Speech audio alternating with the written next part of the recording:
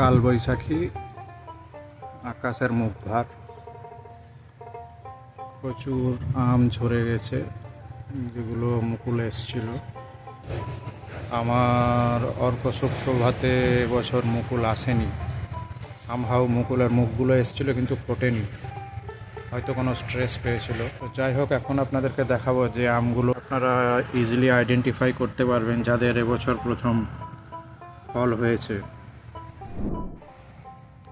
এইটা হচ্ছে হাড়িভাঙা আম, দেখুন এই যে ঠোঁটটা স্পষ্ট, ফলন কিন্তু ভালোই হয়। দেখুন প্রতি বছরই হচ্ছে, আমি যা দেখছি একটু কম বেশি হয় ঠিকই, কিন্তু ওভারঅল ফলন কিন্তু খুব ভালো। আমের গঠন, আমের স্বাদ, কোনো কিছুতেই কমতি নেই।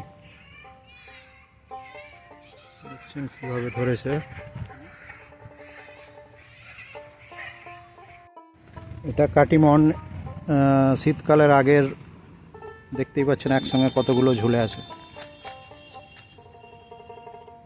হয়তো পাকার সময় হয়েছে কিন্তু এখনও কাঁচা আছে, আমি পারিনি। এই যে কিছু আছে, আমি চেয়েছিলাম ম্যাক্সিমাম মুকুল ভেঙে দিতে, অনেক মুকুল ভেঙে দিয়েছি, অল্প কিছু আছে। প্রচুর মুকুল এসেছিলো, মানে সিজনের আমগুলো নিতে চাই না, তার কারণ সিজনে এত বেশি অন্যান্য আম হয় যে এই আমের কদর থাকে না, লোকজন এই আমকে খুব একটা ইয়ে করে না। কিন্তু অফ সিজনে হলে কি হয়, ফলনটা ভালো হয়। যদি আপনি এই অন সিজনের মুকুলটা ভেঙে দেন, পাওয়া যায় অফ সিজনে আম পাওয়া যায়। এই যে ভেতরেও কিছু আছে। এই আমটাও কিন্তু আমাকে বেশ ভালো লাগে, এ দেখতে অনেকটা হিমসাগরের মতন, খারাপ ধরে না, ছোট গাছে অনেক স্ট্রেস গেছে এই গাছগুলোর উপর। শেপ দেখুন। এটা হচ্ছে বাড়ি ফোর, বাংলাদেশের একটা হাইব্রিড।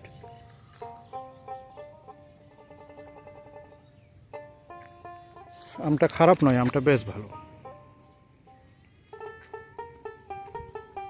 একটু লেট সিজন,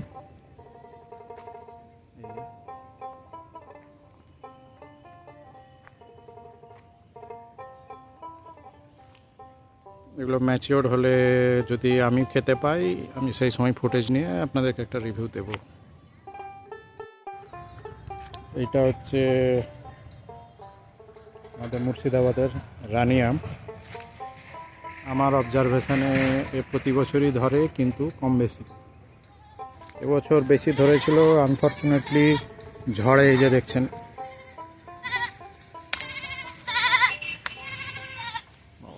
ছাগল না ঢুকে যায়, ঝড়ে পুরো শেষ করে দিয়েছে। ভালোই ধরেছে, দেখা যাক কত দূর টেকে।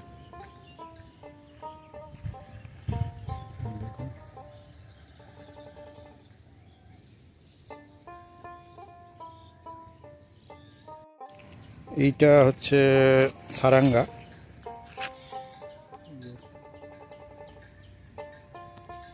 এই পাখির ঠোঁট, এটা হচ্ছে সারাঙ্গার মেন আইডেন্টিফিকেশান। এই যে পাখির ঠোঁট, দারুণ খেতে আমটা, যেখানে ধরে থকায় থকায় ধরে। এই অনেকগুলো ধরার কথা ছিল, এগুলো ঠোঁটগুলো বার, মানে মুকুলগুলো বার হয়নি এখানটায়। দেখা যাক শেষ পর্যন্ত কি হয়। এটা বিহারের জর্দালু, এই দেখুন এইভাবে নষ্ট হয়েছে বৃষ্টিতে মুকুলগুলো। অল্প কিছু ধরেছে কিন্তু প্রচুর ধরেছে, শেষ পর্যন্ত কতটা টিকবে সেটা তো সময় বলবে। এখন পুরো গ্রীষ্মকালটা বাকি আছে, দেখা যাক। এই আমটা অনেকেই চেনেন, এই ছোটো থেকে রং দেখতে পাচ্ছেন, প্রচুর ফলে, গোল গোল অরুণিকা।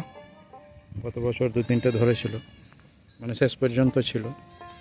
এবছর কি হচ্ছে দেখা যাক। এর আর টেস্ট রিভিউ নতুন করে কি বলবো, আপনারা সবাই জানেন প্রচণ্ড মিষ্টি, তারপর মুখে দেওয়ার পর আস্তে আস্তে মানে লক্ষণ ভোগের মতন মিষ্টিটা হারিয়ে যায়। ডায়াবেটিসের রোগীদের জন্য ভালো আম। এইটা এবছর প্রথম হয়েছে। আপনারা পাতাগুলো লক্ষ্য করলে বুঝতে পারবেন যে সারাঙ্গার মতন পাতা, কিন্তু এটা সারাঙ্গা নয়। এর নাম হচ্ছে, এই দেখুন আমগুলো কিন্তু প্রচণ্ড ছোট ছোট হয়ে আছে, একটা দুটো ডালে এসছে। এর নাম হচ্ছে রঙ্গনী। আমি ভেবেছিলাম হয়তো কালারফুল হবে, কালারফুল হয়নি, দেখা যাক।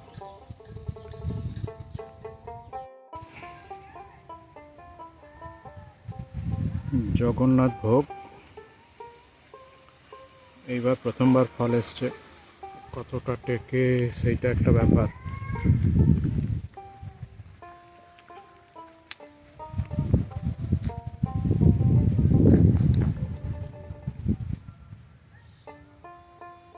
সেপ ঠিক আছে, অরিজিনাল, কিন্তু গাছটা প্রচুর স্ট্রেসে পড়েছিল, তাই এ বাড়তে দেরি হয়েছে। এই যে দেখুন,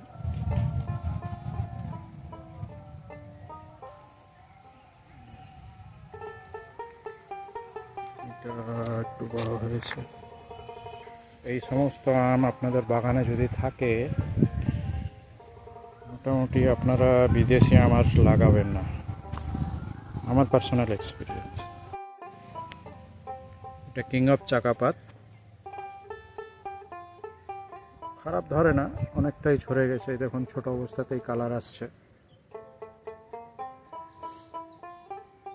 অনেকগুলোই এসছিল, এদের মুকুল কিন্তু বেশ বড়, 2-3 ফুটের এক একটা ডাল।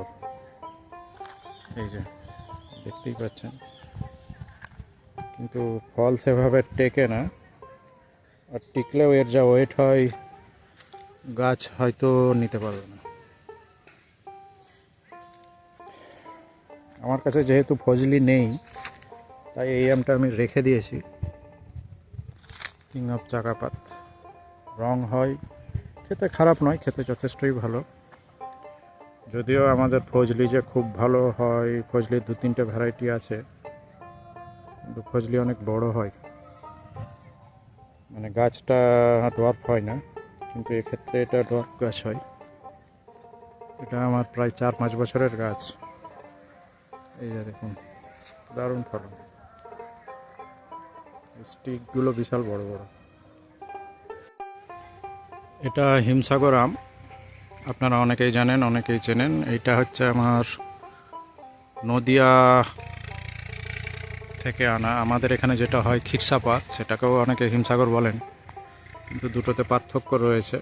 ফ্লেভার একই, স্বাদ আর আকারে পার্থক্য, পাকলে রঙের পার্থক্য। হিমসাগরটা একটু বেশি সবুজ হয়। যাই হোক, চেষ্টা করব কম্পেয়ার করার। খিরসাপাত আমার কাছে 2-3টে গাছ আছে, 2টো গাছ আছে এখানে, কিন্তু এবছর ফলন খুব একটা ভালো নেই। তার উপর ঝড় বৃষ্টি হচ্ছে, পড়ে যাচ্ছে। দেখুন ফলন খারাপ হয়নি, এখন কতটা টেকে সেটা একটা ব্যাপার। এখনও পুরো গ্রীষ্মকাল বাকি আছে। মোবাইল ফোনে ফোকাসের একটা সমস্যা হয়, কারণ মোবাইল ফোন ফোকাস করে কন্ট্রাস্টের উপরে বেস করে। হয়তো আপনারা দেখতে পাচ্ছেন,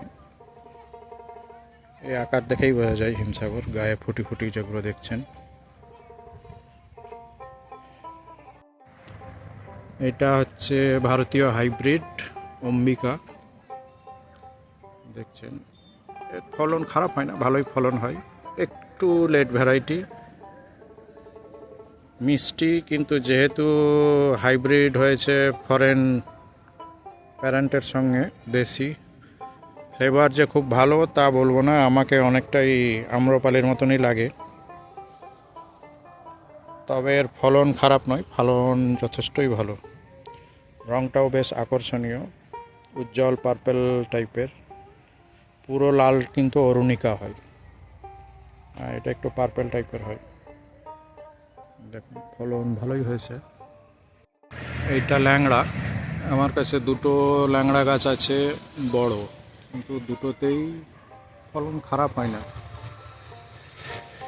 আমার অন্যতম প্রিয় এই আমটা।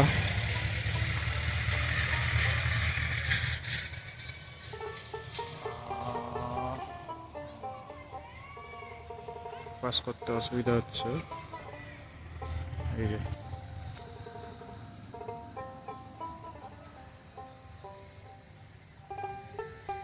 সব দেখেই আপনারা বুঝতে পারবেন। খুব ফলন হয় তাও নয়, আবার একেবারে যে কম হয় তাও নয়। এটা অনেকগুলো ঝরে গেছে, এবার প্রচুর শিলাবৃষ্টি ছিল। ইউনিক শেপ,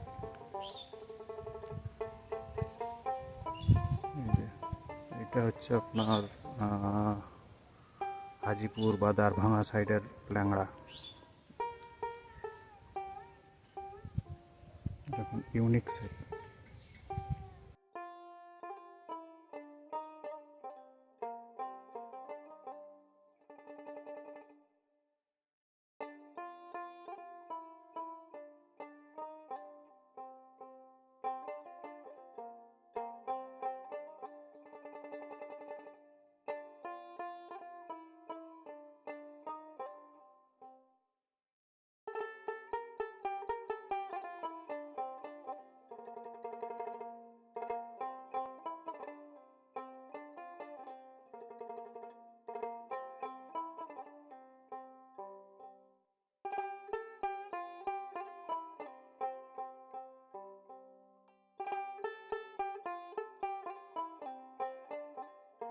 ফলন ভালোই হয়।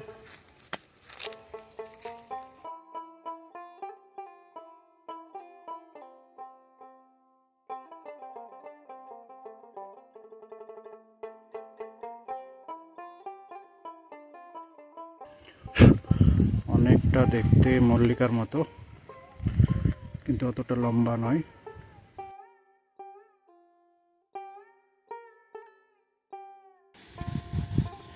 কহিতুর সবগুলোই ঝরে গেছে। গাছ ছিল জেনুইন ভ্যারাইটি, কিন্তু রাখা যায়নি। এই দেখুন কহিতুরের এই মাথাটা সব মরে গেছে, পুরো কহিতুরের গুলো। এই বছরই প্রথম এসেছিল, এই যে সবগুলো খালি।